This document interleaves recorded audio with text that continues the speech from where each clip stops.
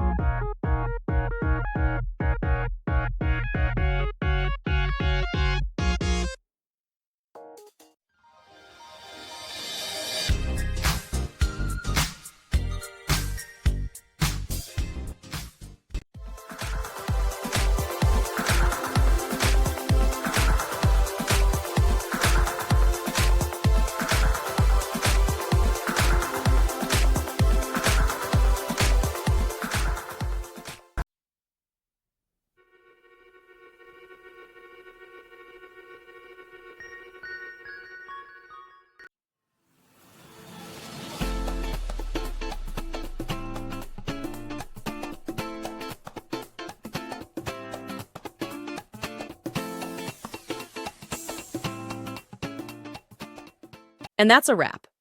I hope you found the answer you were looking for. If you did, take a second to hit that subscribe button. It really helps out.